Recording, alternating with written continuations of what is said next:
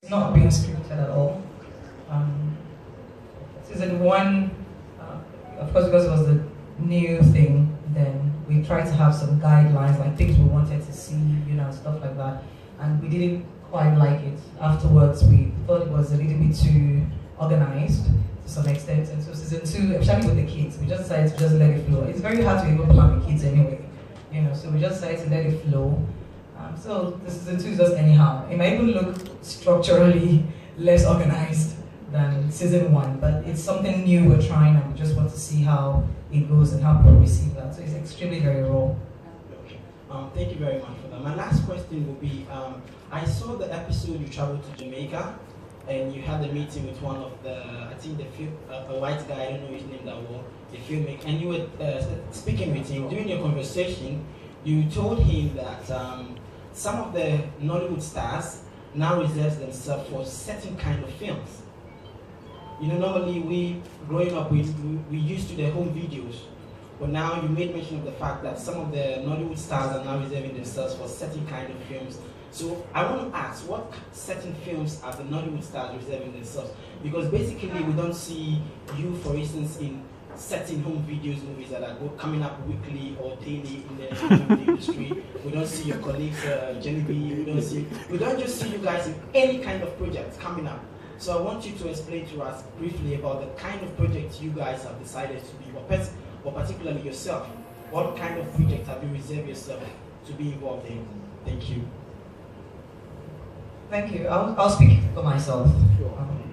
So personally, after doing so many home videos, straight to video, VHS or something, CDs, movie, I decided in 2012 or 13, 12, after EJ and everything and the success that came with that, that it was time, Africa was ready to receive such movies. And I felt that if I continued to do just the, I won't say cheap, but I'll say the less expensive, quick turnaround kind of movies, that I would rob myself of the experience of preparing and attracting the kind of projects I truly feel that I really want to do, because it can be very distracting, because they pay you well. Let's be serious. They pay you well. These people are marketers who have money. And kind of all the movies that I'm talking about is cinematic movies. Sometimes they don't pay you that well, because these producers are either using their money, so they're using most of the money for post or pre-production. That's where the bulk of the money goes. So most times the hope that you can understand that they're trying to bring out a better product. And earlier on in our career, we weren't trying to hear that. We went, because then we didn't even understand, how many of them would you shoot in a year anyway. So that was not our forte. We just wanted to shoot and do movies. So now you've grown, you've done all of that, you've been there, done that, you've done everything in that field. Now it's time to actually truly build the industry. And so if I'm doing that, so you have my name on all those sort of generic movies, and then you want to give that same privilege to someone who's doing a movie, a very good movie. I think it's brand-wise, I think it's a waste of brand. I think it's cheapening. So I just said personally that I'm not going to do those sort of movies anymore. And so when you see my name, or when you have the privilege of having me in a movie, then at least you know what kind of quality you get. It's not an easy, it's not an easy decision. But I'm very glad that it's paying off, not just for me, but for a lot of other colleagues that have chosen to go that route. It will take a while before we really, should I say, balance up, and then we have enough movies that are being churned out for cinemas. But now, more cinemas, for that reason, more cinemas are being built. In the past 2 or 3 years, we have more cinemas. So now the business of doing quality movies is actually being encouraged, and that's right.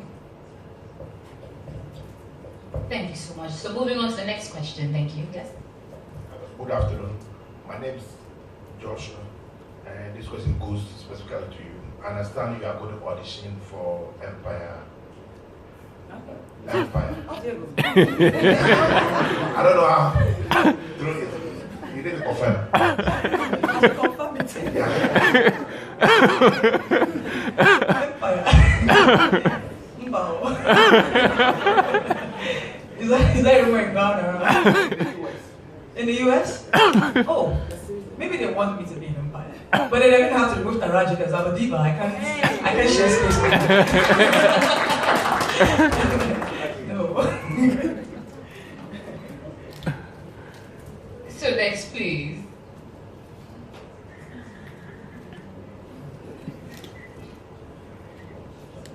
I can start mentioning nature. I recognize some of you, ladies and gentlemen. Or showing the side of me being a mom, how I juggle my work, and so it wasn't too much like the one way it was a lot of work, you know what I mean? Even though there's still a lot of work, because I do work a lot, but we try to show more of the humane side of the work, you know what I mean? So like when you're going to work, how do you relate to your kids, so it's a different perspective, you know what I mean? So I don't think anybody was very impressed with my fashion. In fact, I was watching some episodes and I was terrified because this season we tried to do without so much makeup. Like really, when you wake up in the morning and then you're making your phone calls, you really have makeup on. That's realistic. And it was terrifying for me because, But I'm just trying. I'm just putting it all out there. I'm a confident woman anyway. I don't really care. So I put it all out there, and so some people I'm sure I'll get a lot of backlash. Like, hey, God, look at that black hair or something. But that's pretty much what it was. It wasn't about beauty or makeup. It was more about family. But the fashion was from Mariah's point of view. And then we have music from my son's point of view. Captain E, that's his name. He's a music producer. Then my husband too. My husband is actually more prominent this season, which is weird because he doesn't like to be on TV. But so it's really more family.